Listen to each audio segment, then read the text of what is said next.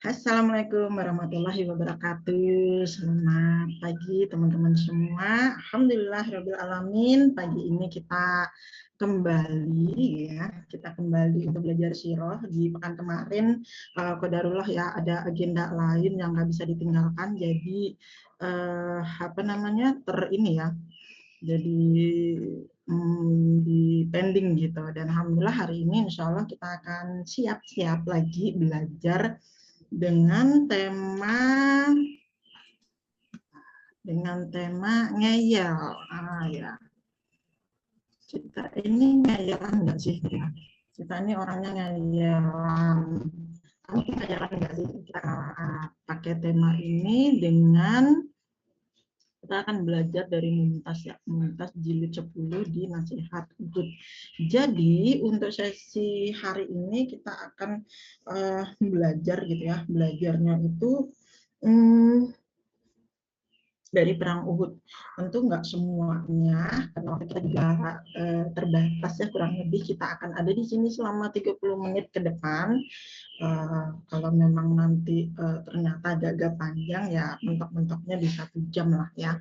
Nah itu jadi nggak semua yang akan kita kupas, tapi mudah-mudahan yang sedikit ini bisa membukakan gitu ya pintu hati kita, termasuk pintu hati saya, pintu hati teman-teman gitu.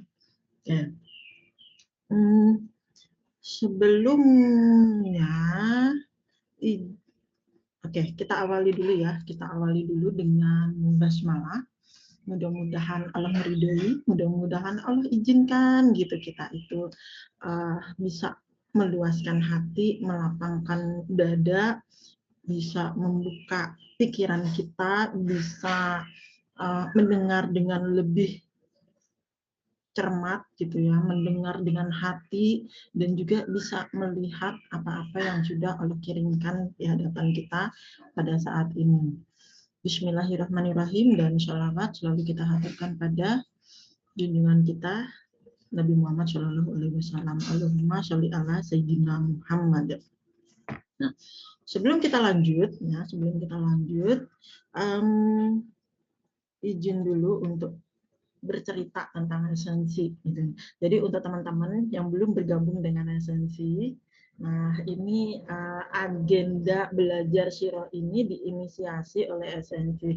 Apa sih esensi itu? Esensi adalah komunitas konsultan buku-buku Sigma Daya Insani yang kita ini semua yang ada di esensi, member-member esensi itu adalah apa?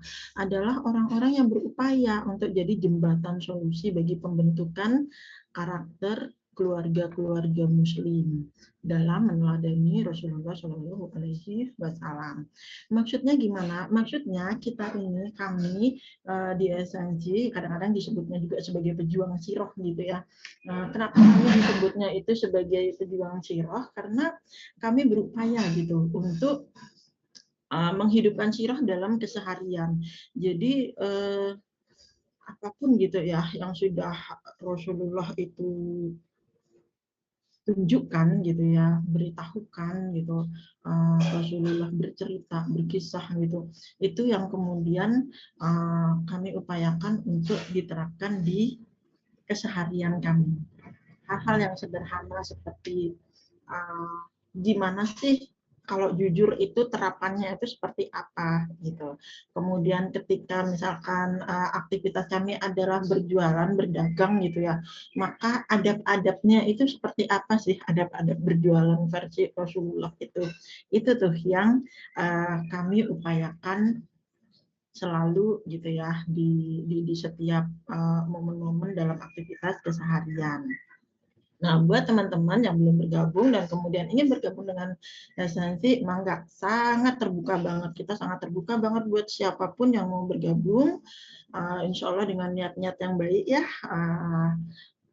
Berharapnya siapapun gitu nanti yang masuk di sini adalah bagian dari kita itu sama-sama saling mengingatkan dalam kebaikan. Caranya gabung gimana? Silakan menghubungi teman-teman pejuang sirah yang terdekat, yang teman-teman kenal. silakan menghubungi para essentials yang teman-teman kenal. Insya Allah ada banyak banget kok, nggak kenal sama sekali gimana, boleh dikipuin Instagramnya, Facebooknya, atau di webnya, silakan, mangga. Nanti insya Allah akan ada juga admin dari Esensi yang akan ngebantuin teman-teman.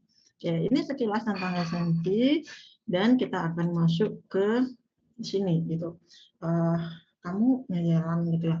Kenapa sih gitu ya? Kenapa sih kok di awal kenapa kita mengambil tema ini gitu? Awalnya itu karena masuk ada beberapa cerita, beberapa curhatan gitu ya, yang cerita, nah, Mak, aku tuh gimana ya, aku tuh ingin begini, tolong dong nasehatin gitu. Nah, jadi minta nasihat. Jadi ada teman-teman ngejapri, personal chat lah gitu ya, curhat dan curhatnya itu kemudian minta nasihat. Tapi begitu dinasehatin, nasehatin ya, dikasih tahu lah ya, ini mungkin begini-begini, antum perlu ini, perlu itu gitu. Lah, kok ngeyel gitu kan? Wah, nggak bisa begitu, Mak. Aku tuh, atau misalkan kata-katanya gini, iya aku udah melakukan itu, aku tuh gini. Jadi seolah-olah dia yang minta nasihat, tapi dia juga yang mementahkan gitu nasihatnya, gitu kan. Nah, setelah saya mencoba berefleksi, terus jadi senyum-senyum sendiri. Kenapa? Karena saya juga pelaku gitu. Iya ya, gitu. Ada satu masa gitu, ketika saya tuh curhat gitu ya, saya mendatangi seorang, entah itu teman, entah itu guru gitu, kemudian bercerita, berkeluh kesah dengan persoalan-persoalan yang saya hadapi, kemudian muncul nih nasihatnya gitu ya, dikasih tahu perlu begini, perlu begitu gitu kan. Ting-ting, ternyata saya juga nolak gitu. Nggak bisa begitu, ini gini, jadi kayak ngekehan gitu. Ya kalau orang Jawa bilang masnya ya mau menang sendiri gitu. Nah, ini case-case begini ini nggak cuma satu dua, ternyata banyak banget gitu teman-teman yang merasakan hal yang sama gitu kan. Nah, itu alasan kenapa kita mengambil tema ini gitu ya kali ini gitu. Nah, ternyata teman-teman, kenapa sih hal-hal itu terjadi gitu, dan itu terjadinya nggak cuma sekali dua kali ya, jadi banyak teman-teman yang merasakan hal yang sama dan kemudian itu berulang gitu loh. Jadi dari kita kecil sampai kita besar ternyata hal itu tuh berulang ternyata. Sebelum jauh ke sana gitu, kita perlu paham dulu kita as manusia itu sebetulnya apa sih, gimana sih gitu ya. Nah, ternyata teman-teman kita ini diciptakan Allah itu dalam bentuk yang sebaik-baiknya. Dalam surah At-Tin ayat 4 gitu ya, sudah Allah itu berfirman mengatakan bahwa sungguh kami telah menciptakan manusia dalam bentuk sebaik-baiknya. Ya, Masya Allah gitu. Berarti kita ini makhluk yang paling makhluk terbaik ciptaannya Allah gitu. Kenapa? Kita itu punya kombinasi akal, nafsu dan hati. Kita nggak cuma punya akal doang. Kebayang nggak kalau misalkan kita jadi manusia yang punyanya itu akal doang, nggak punya nafsu, nggak punya hati. Nah, udah nggak bayang ya. Aduh, itu pasti hidupnya tuh logika banget gitu.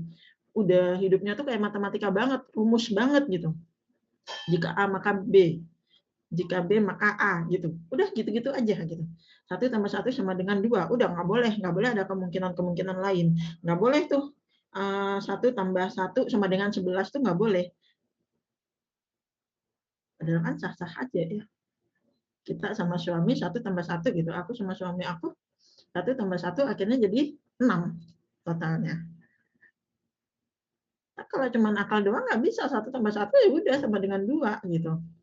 Nah, jadi ternyata kita punya kombinasi gitu, ada akal, ada nafsu, nafsu ini keinginan ya, harapan, dan kemudian istimewanya kita punya hati.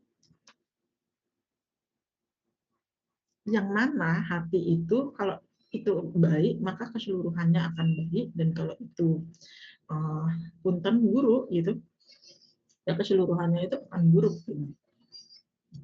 Jadi istimewanya kita lagi-lagi kita punya kombinasi akal, nafsu dan hati.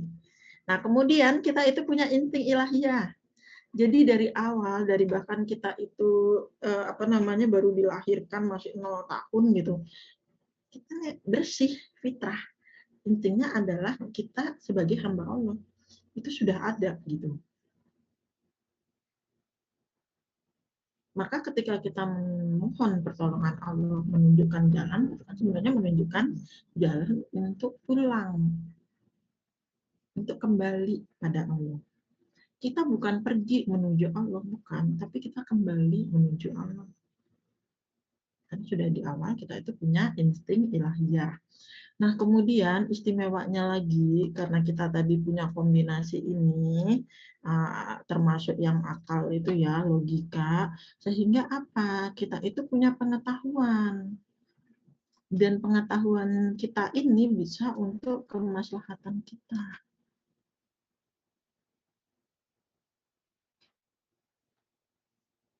Harapan Allah, inginnya Allah, ketetapan Allah yaitu punya pengetahuan itu untuk kemaslahatan. Seperti halnya ketika Nabi Adam diturunkan ke bumi gitu ya, itu kan Nabi Adam itu dikasih pengetahuan A, B, C, D gitu ya, mulai dari nama-nama hewan, nama-nama tanaman, kemudian fungsi dan segala macamnya itu untuk apa? Untuk menjadi khalifah di bumi, untuk sebuah kemaslahatan, bukan untuk kehancuran. Gitu. Dan kita istimewanya teman-teman, kita ini punya peran sebagai khalifahnya Allah di muka bumi. Nah, kalau melihat ini kan berarti apa? Berarti kita ini as manusia itu sangat-sangat istimewa banget gitu. Dan istimewanya lagi, cetakan kita ini nggak ada yang sama gitu. Cetakan kita, tiap orang, bahkan manusia yang kembar identik aja, itu tuh berbeda gitu. Dan tiap orang yang berbeda ini semuanya itu punya kombinasi akal, nafsu, dan hati, punya insting ilahiyah, bisa punya pengetahuan, dan punya peran sebagai khalifah. Artinya apapun peran yang kita lakuin, apapun kita hari ini kondisinya, kita itu bernilai istimewa di hadapan Allah, insya Allah. Yang ini bisa ya diterima dengan bulat gitu ya. Karena emang ini berdasarkan surah Atin ayat 4. Nah, tapi teman-teman, di balik itu ternyata kita ini juga sering melakukan beragam kesalahan. Nggak ada manusia yang nggak punya salah. Nggak ada manusia yang bahkan nggak punya dosa. Ada. Kita juga sering lupa, ya, manusia itu tempat salah dan apa? Salah dan lupa. Dikatakan dalam hadis riwayat Tirmidzi, Rasulullah bersabda bahwa setiap anak Adam itu pasti berbuat salah. Tapi kemudian ada kelanjutannya. Dan sebaik-baik orang yang berbuat kesalahan adalah yang bertobat. Bagian ini juga kita perlu menerima gitu. Kita nggak bisa memperdebatkan, oh enggak, aku nggak pernah kok gini-gini. Atau gimana dengan bayi yang misalkan dia itu baru lahir, kemudian mohon maaf, kemudian Allah ambil kembali gitu. Dia nggak belum punya dosa. Kita nggak memperdebatkan itu, tapi kita hanya perlu menerima aja apa yang sudah Allah tetapkan. Artinya apa? Kita kalau digabung ya, kita adalah makhluk istimewa, makhluk sempurna ciptaan Allah yang juga melakukan beragam kesalahan dan sering lupa. Jadi lagi-lagi sebaik-baik orang yang berbuat kesalahan adalah yang bertobat. Maka semoga kita termasuk dalam golongan hamba Allah yang sering bertobat. Oke, dua hal ini kita terima, kita telan, dan kita cerna. Biarkan itu menjadi pemahaman kita. Nah, mari kita masuk ke kisah Sirah. Masih ingat kan teman-teman yang sudah punya buku Mumtaz, boleh ya dibuka di halaman 32 dan 33. Buku Mumtaz itu cemana? Sebentar. Tak coba tunjukin ya, ini kelihatan ya. Oke, ini buku Mumtaz, kayaknya kebalik ya. Ini ya, Muhammad Teladan Sepanjang Zaman. Kemudian ini yang jilid 10, Nasihat Uhud. Penulisnya adalah Alvino Berry dan kawan-kawan. Ya, kita ambil dari sini. Buat teman-teman yang udah punya, boleh sambil dibuka gitu. Tapi kalau misalkan belum punya juga nggak apa-apa, kita tetap masih bisa akan belajar sirah lanjutannya ya.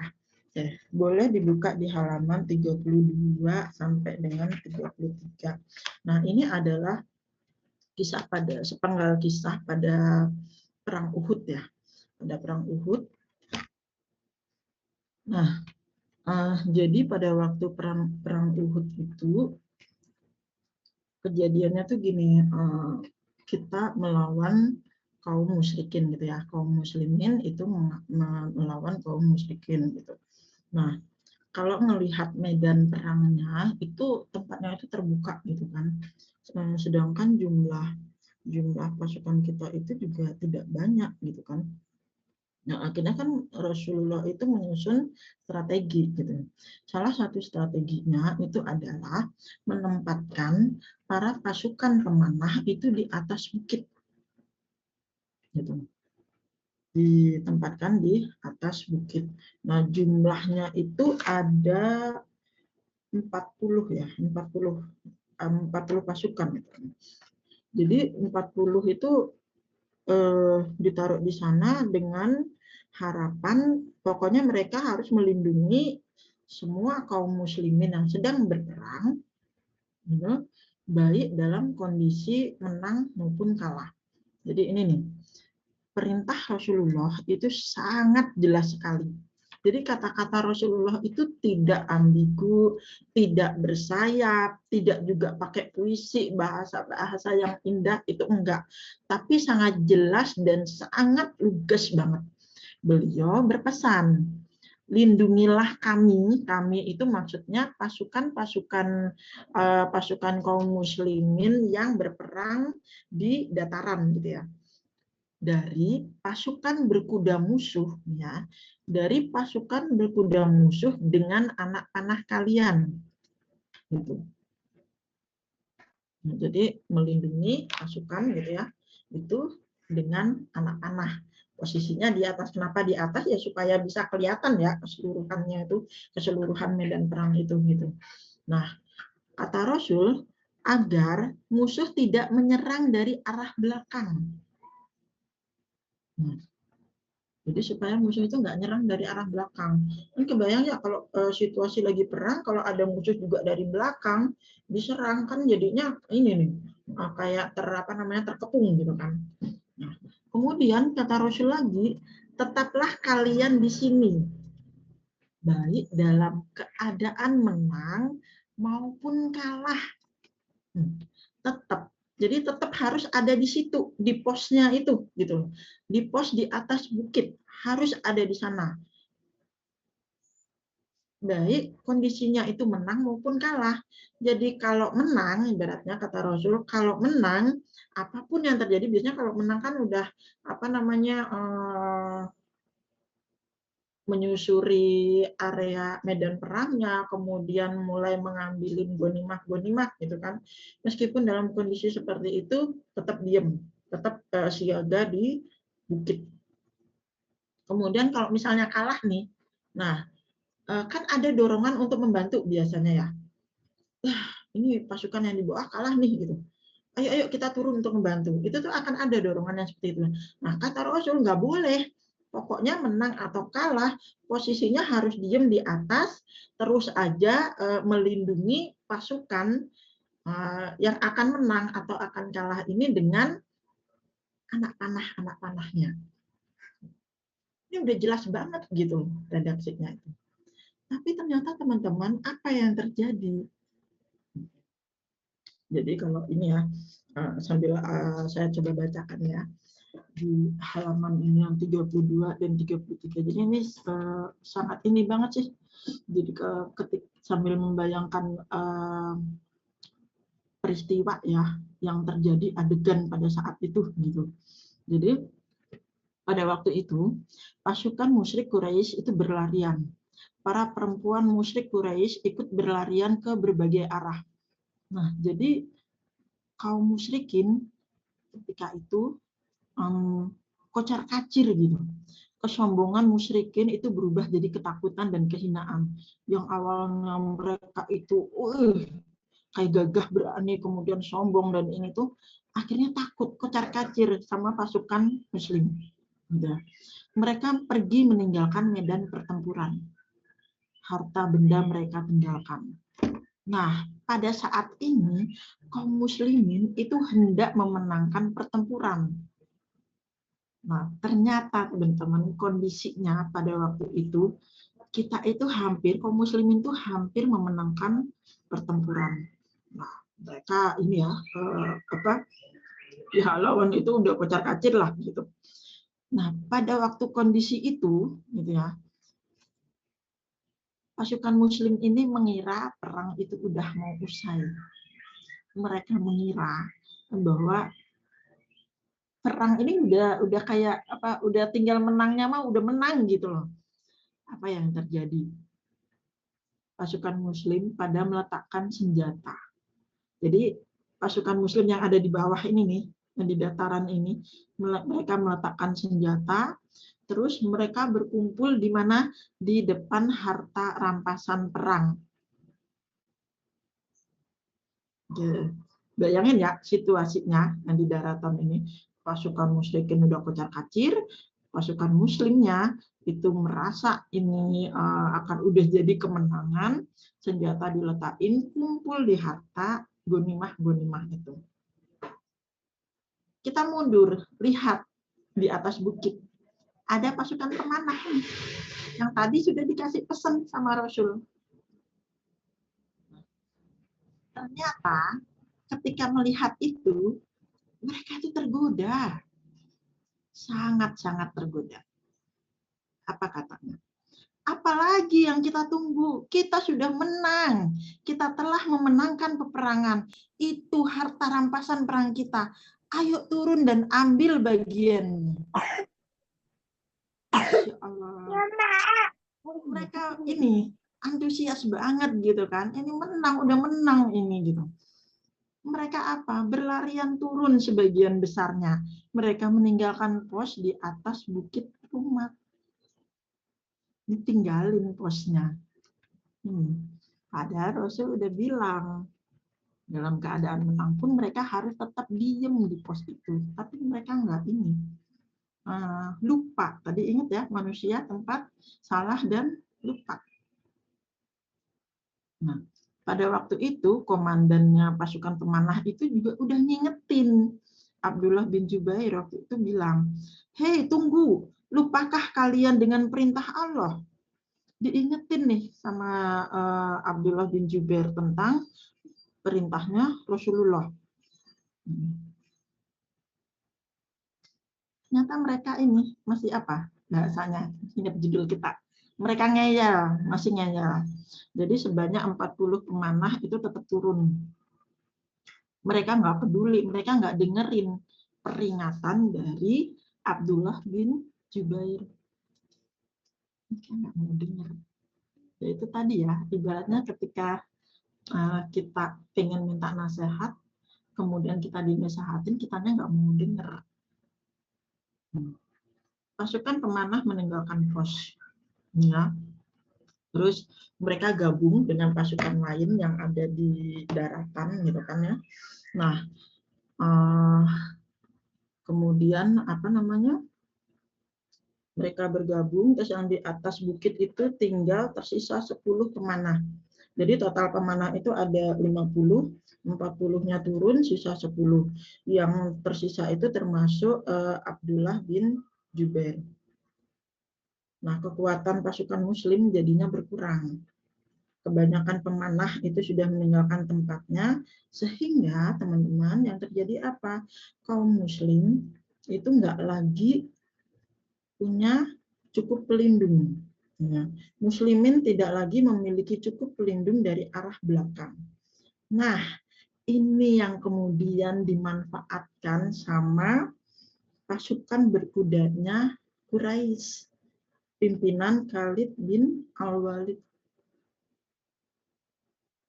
Ini yang dimanfaatin. Dia melihat, wah, itu pasukan pelindungnya itu sudah pada mundur gitu.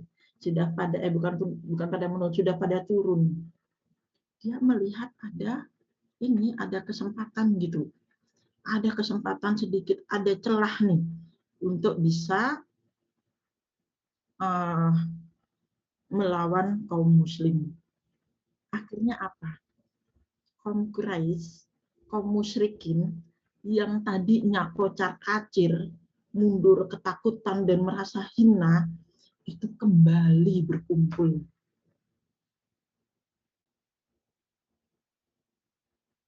Kembali berkumpul dan mereka melawan lagi.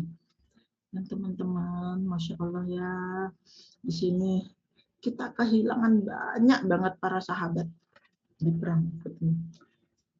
Rasulullah juga banyak banget kehilangan, dan ini bukan kehilangan yang main-main gitu. Bukan kehilangan yang receh 1-2 orang prajurit biasa gitu, enggak. Kita kehilangan para sahabat. Dalam riwayat dikatakan kita kehilangan sampai 65 sahabat ya totalnya itu. Ada yang bilang, ada riwayat yang bilang sampai 70 sahabat ini. Dan nama-namanya Masya Allah ya, termasuk di dalamnya itu adalah paman Rasulullah. Ada Hamzah. Nah, kehilangan dan kondisi Hamzah. Teman-teman tahu lah, nanti bagian ini ada kisahnya tersendiri. Ini sangat-sangat ini banget ini. Ada apa namanya, nggak tega lah pokoknya kita tuh.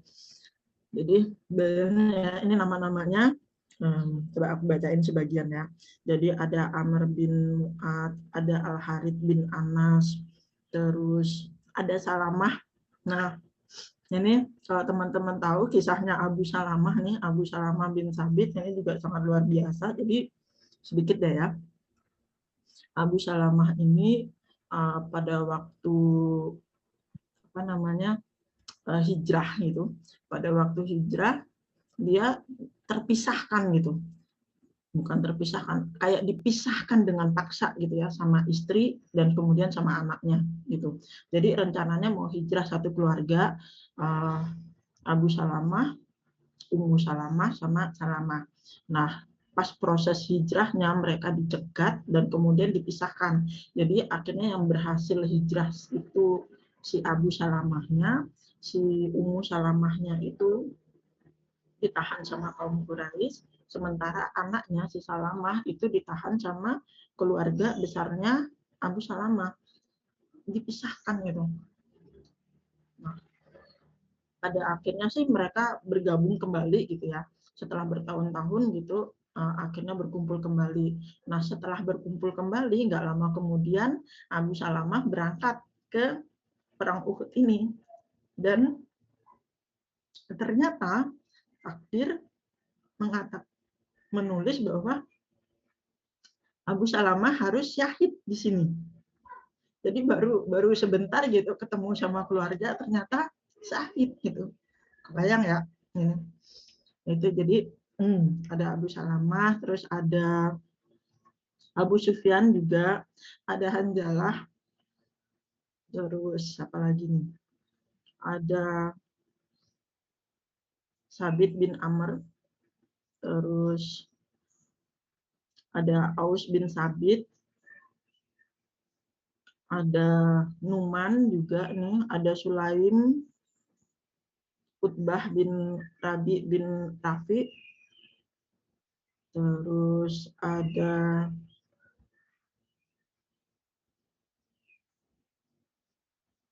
Ubaid bin Al-Mu'alla, ada Mus'ab bin Umair ya. Kalau yang mungkin yang teman-teman paling kenal banget itu ada Hamzah tadi ya, paman Rasulullah, Hamzah bin Abdul Muthalib, ada Mus'ab bin Umair, ada Abdullah bin Jasi. Dan itu Dan masih banyak banget gitu, masing-masing itu punya punya andil yang cukup besar untuk apa namanya menguatkan kaum muslimin gitu. Dan kita kehilangan mereka semua di perang Uhud karena apa? Karena ini, karena ngeyel, karena tergoda, karena silau. Okay. So, kenapa sih gitu ya? Maka kita belajar gitu kan. Ternyata meskipun kita tahu gitu ya dari kisah-kisah yang sudah ada yang kita dengar gitu, ternyata manusia itu masih tetap ngejalan gitu. Apa sih gitu? Kenapa sih kita itu suka ngejalan gitu? Ternyata ada 3 hal yang mendasari teman-teman. Pertama ini ya, keinginan akan otonomi, pengen mandiri gitu ya. Jadi ini tuh bisa bikin kita tuh kayak jadi ya itu ngeyel, keras kepala gitu.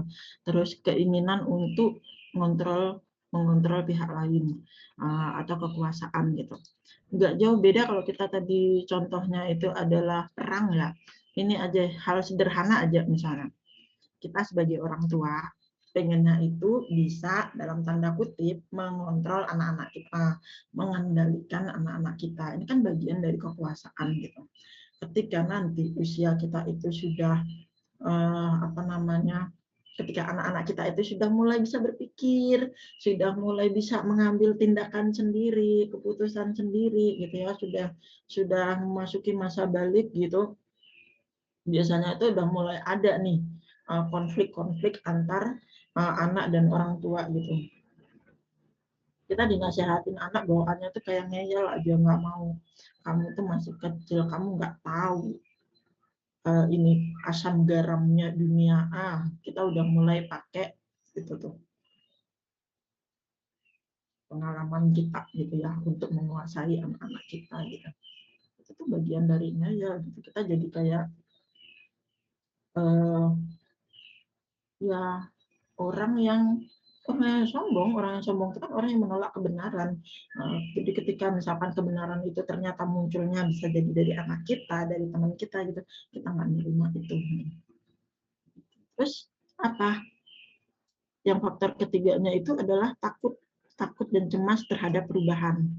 Nah, kalau case-nya ini tadi ya, yang para pemanah ini, mereka melihat kan, ini pasukan yang ada di daratan itu, yang ada di lembah itu, udah mulai memungut gonimah gitu kan, sudah ada di depannya harta rampasan perang.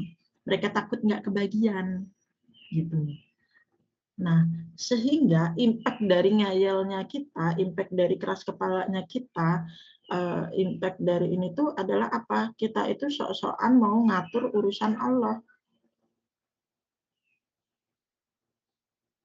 Nah, kalau balik ke kisah-kisah para nabi gitu, ada kisahnya siapa? Kaumnya Nabi Nuh tuh. Kisah kaumnya Nabi Nuh.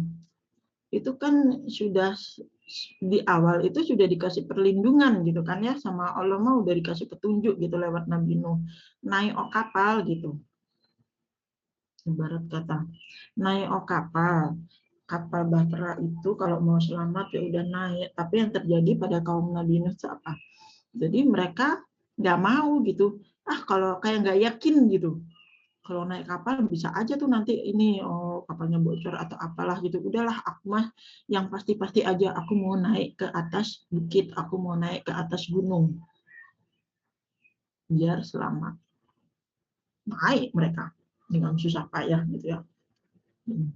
Logikanya benar apa enggak? Ya benar.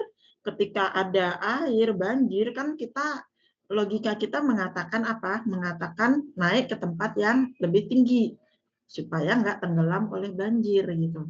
Logikanya benar. Tapi perintah Allah itu kan pasti bahkan mengalahkan logika kita. Logika Allah itu beda sama logika kita. Takdir Allah itu beda gitu sama logika kita. Maka kalau Allah memerintahkan untuk naik ke kapal, ya udah naik aja ke kapal, tapi mereka nggak mau. Maka yang terjadi apa? Bukitnya ikut tenggelam, ditenggelamkan sama Allah. Mereka jadi tenggelam gitu. Termasuk kaumnya Nabi Lut juga gitu ya. Kaum Nabi Lut itu malah dengan ini ya, malah menantang gitu loh. Ya udah diturunkan gitu. Turunin aja tuh ininya, apa namanya, ajabnya kalau emang benar ada ajab Allah. Mereka malah nantangin gitu, nantangin Nabi Lut gitu. Nah, sehingga Allah itu memerintahkan Nabi Lut untuk pergi dari kota itu, jangan noleh, pergi aja gitu kan. Ternyata benar kan, Allah langsung menurunkan azabnya berupa suara yang keras, berupa petir gitu, berupa gempa bumi, sehingga kaumnya Nabi Lut itu tenggelam di telan bumi gitu, masuk ke dasar bumi. Itu tadi, ngeyel, nggak mau denger, sibuk ikut mengatur urusan Allah. Nah, maka teman-teman, ini dari Ibnu Athaillah As-Sakandari itu dalam kitab beliau di Al-Hikam, beliau berkata bahwa apa yang sudah ya, apa yang telah diatur Allah, tak perlu kau sibuk ikut campur gitu. Iya, nggak perlu kita itu ikut campur sama urusan Allah. Karena Allah itu apa? As-Samad, Allah yang maha sempurna.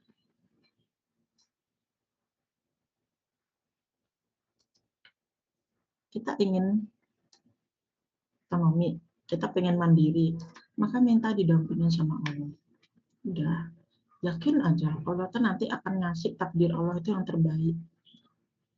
Kita mau ini, pernah punya keinginan untuk ini mengontrol pihak lain, ingin melekatkan kekuasaan gitu ya, entah itu ke pasangan, entah itu ke anak, entah itu ke teman-teman kita, atau misalkan kita duduk di pemerintahan gitu ya, kita mau memegang ini, mau mengontrol nih rakyat kita gitu misalnya.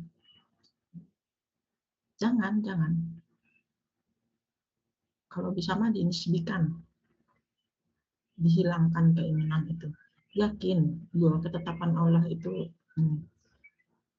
kalau Allah izinkan kita itu memegang kekuasaan atas hati anak kita, pasangan kita, insya Allah itu akan ini kok, akan terjadi juga gitu, tanpa kita itu kayak menggenggam kuat-kuat gitu. Dan nggak perlu takut juga, nggak perlu cemas sama perubahan. Nggak perlu. Kita yakin bahwa apa? Bahwa Allah itu maha sempurna, Allah itu as-samad.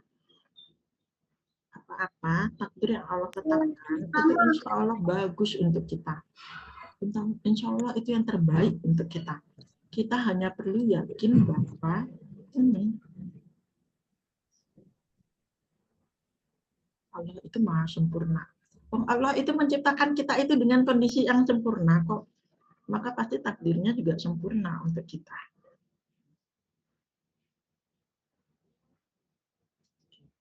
Nah, maka udah ikuti aja petunjuknya Allah.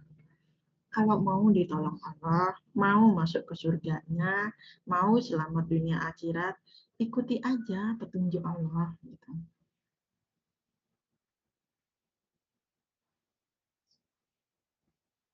Kalau Allah berkata, Allah berfirman melalui Rasulullah, dan kemudian itu disampaikan tadi ya, kalau dalam perang Uhud itu tetap aja gitu ya, tetap diam di sini dalam keadaan menang ataupun kalah, maka ya udah diam aja di sana gitu.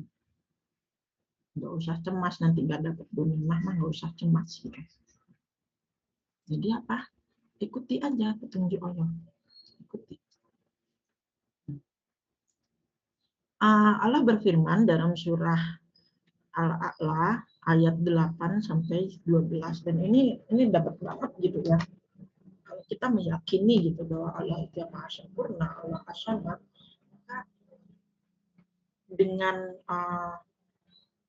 mentadaburin ayat ini, kita itu insya Allah jadi tenang. Karena ini janji Allah. Kan firman Allah itu apa yang Allah ini.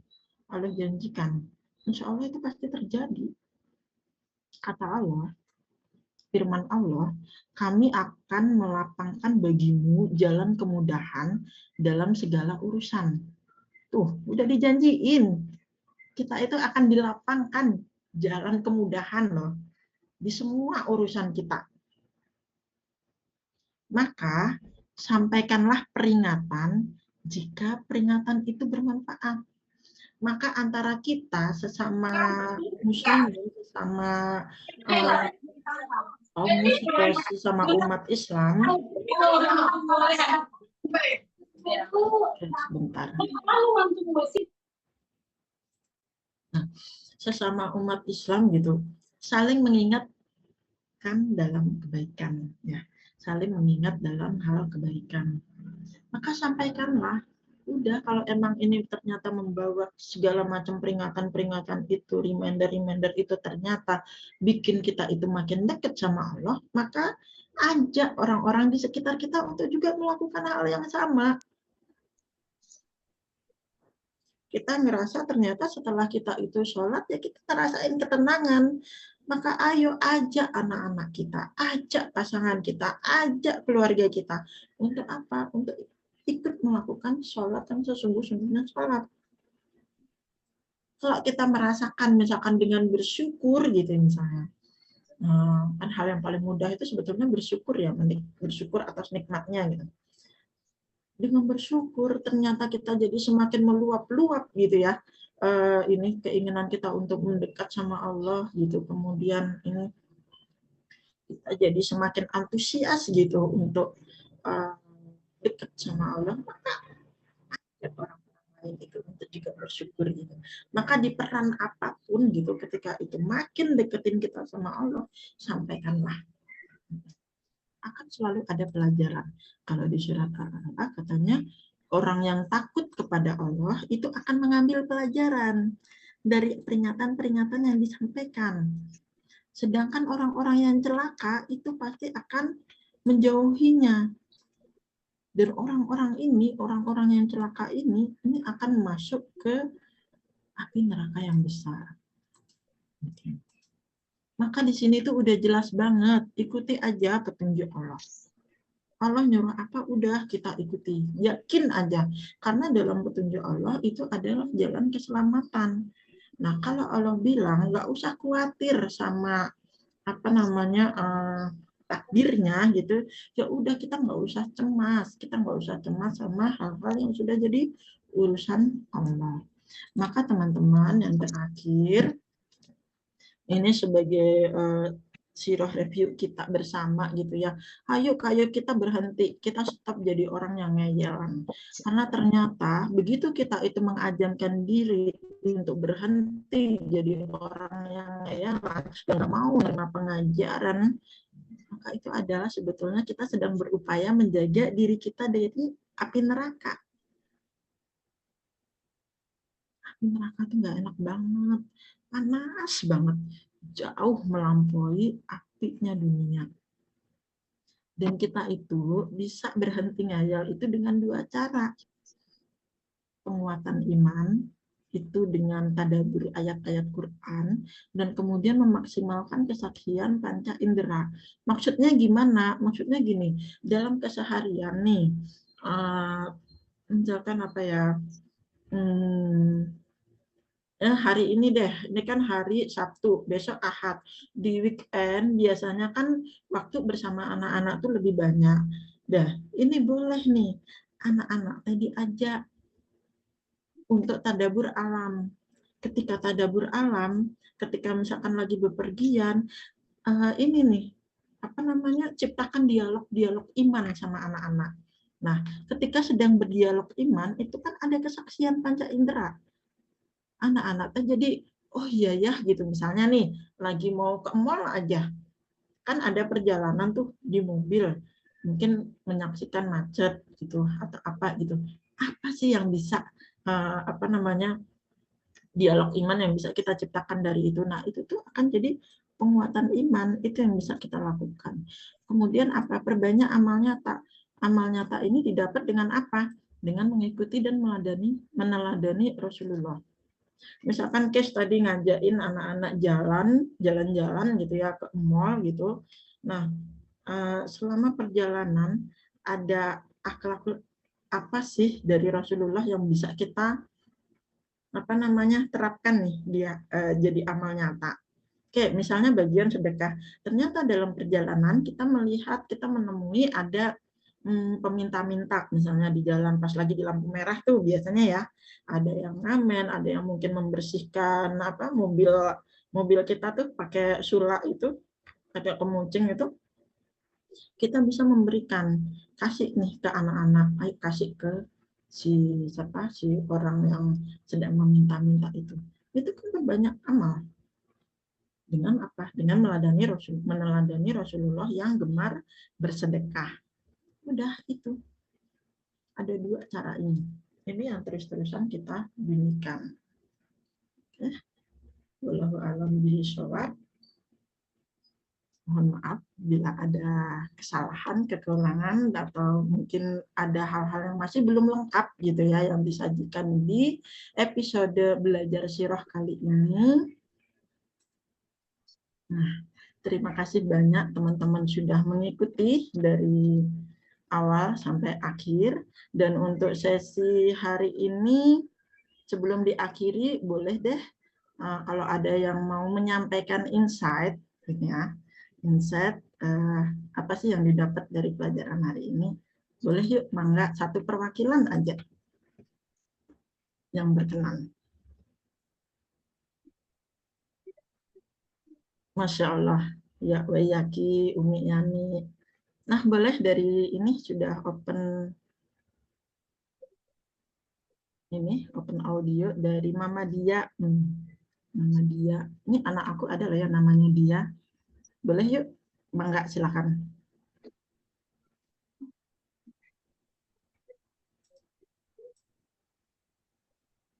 Tes tes.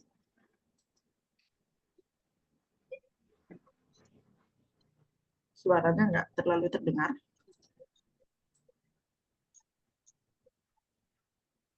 Atau nggak sengaja ini ya mungkin belum. Oke. Atau mungkin Umi Yani boleh kalau mau ada insight apa yang didapat di sesi hari ini, mangga yuk.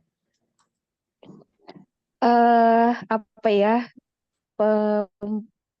bab ini tuh rasanya udah beberapa kali baca, udah sering di-review gitu ya.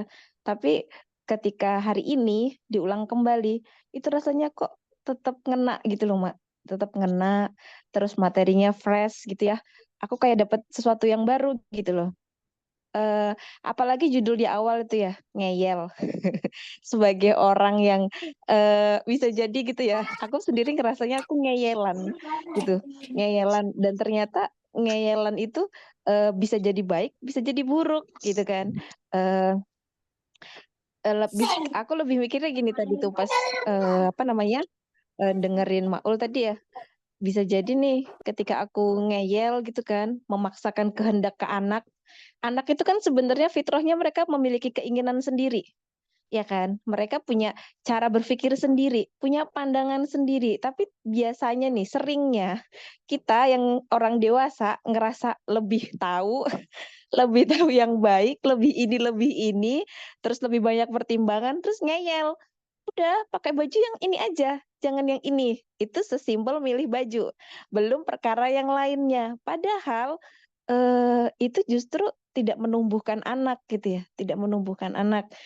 Itu kerasa banget yang di bagian akhir-akhir gitu. Terlepas memang tadi di awal kalau dari sirahnya sendiri kan ketika Rasulullah mengatakan jangan sampai turun ke bawah, tapi ternyata mereka ngeyel gitu kan. Ya memang ada hal-hal yang perlu dipatuhi, ada hal-hal yang perlu kita tahu mana harus longgar, mana harus kuat. Itu tuh pelajaran banget sih, Mak. Apalagi kita sebagai seorang perempuan ya, ngedidik anak, kita harus tahu kapan kita bisa kenceng ke anak. Ini batasannya harus ini. Jadi ini nggak boleh dilanggar. Ada yang harus, ada yang bisa longgar gitu kan. Nggak perlu kita yang ngeyel. Bajunya harus ini itu kan kayak terlalu memaksakan kehendak gitu ya. Nah dari sini nih jadi kayak ngerasa, oh iya ya ternyata ada yang salah nih pengasuhan ke anak-anak. Berarti selepas ini, jangan diulangin gitu. Terus insight-nya lagi tuh gini, oh ternyata dari sirah itu bisa nyambung ya ke keseharian. Dari sirah yang kita baca itu nyambung ke seharian dan banyak hal yang bisa kita ambil hikmahnya ketika kita baca sirah. Cuma, Mak, aku ngerasanya, kok baru sekarang gitu loh. Kok baru sekarang aku tergerak buat belajar sirah. Coba kalau aku belajar dari aku usia belasan atau 20-an gitu kan, sepertinya pengasuhan ke anak-anak akan lebih baik. Tapi kenapa aku baru tergerak di usia 30-an yang anak-anakku udah mulai beranjak masuk usia sekolah gitu kan. Tapi lagi-lagi ya itu tadi ya, eee, Allah itu tahu yang terbaik buat kita, Allah tahu kenapa harus skenarionya begini. Ya kalau emang baru tergeraknya sekarang, ya sudahlah, berarti sekarang nih, karena udah ada fasilitas kelas kayak ginian ya, ini reminder juga sih, berarti pasang alarm biar besok-besok rajin belajar kayak ginian. Jangan cuma sekedar ngerasa, "Aku udah tahu, jadi nggak mau ikutan." Ternyata enggak. Insya Allah, makasih ya, Mak. Masya Allah, barakallahu fikum Yan. Iya, iya, iya, ya, Masya Allah. Iya, nah, ini menarik juga sih tadi apa yang disampaikan oleh Umi Yani ya. Kenapa sih kok baru usia segini gitu misalnya, kenapa nggak di waktu di awal-awal dulu gitu kan. Sama sebetulnya, aku juga sama gitu kan, baru udah di usia di atas 30-an gitu, baru mulai belajar gitu. Tapi gini, kalau kata ini ya, kata siapa namanya, kata orang bijak gitu, guru datang ketika murid itu sudah siap gitu. Nah, ketika ternyata nih Allah memang menyiapkan kita itu emang di usia sekarang ya nggak apa-apa gitu. Hayuk setiap kesempatan lah yang ada gitu ya kita pergunakan maksimal mungkin gitu. Alhamdulillah.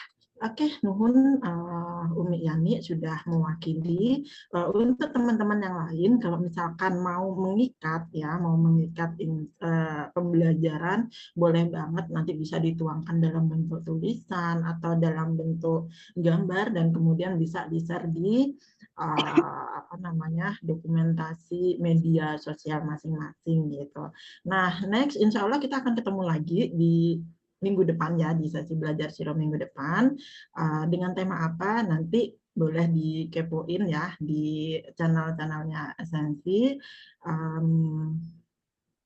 Dan untuk sesi ini kita cukupkan sampai di sini. Insya Allah kita ketemu lagi di lain kesempatan. Mudah-mudahan ada manfaat yang bisa diambil. Dan kita tutup dengan istighfar dulu. Astagfirullahaladzim. Serta doa penutup majelis. Subhanakallahumma wa bihamdika. Asyhadu alla ilaha illa anta astaghfiruka wa atubu ilaih. Assalamualaikum warahmatullahi wabarakatuh. Oke, izin and all.